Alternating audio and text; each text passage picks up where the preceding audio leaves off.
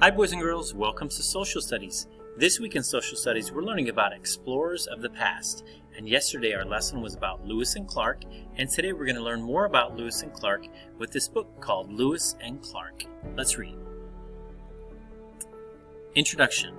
Meriwether Lewis and William Clark were explorers.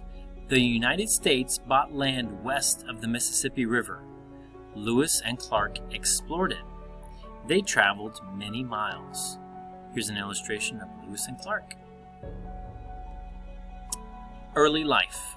Meriwether and William grew up on plantations. And there's an illustration of a plantation.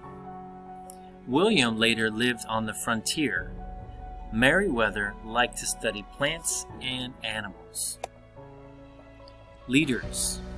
Lewis and Clark joined the army. That is where they met. They learned how to live in the wild. Wow, look at this picture. Doesn't look like a beautiful place to be, but it's definitely wild. It might be hard to live there and to stay out there for a lot of nights.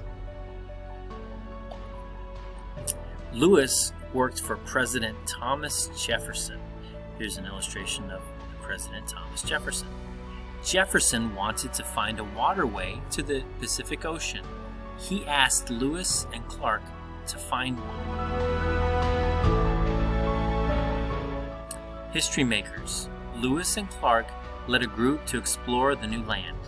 They traveled along the Missouri River.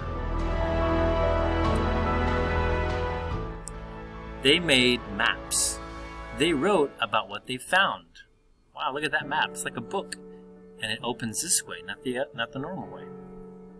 They also tried to keep peace with the Native Americans.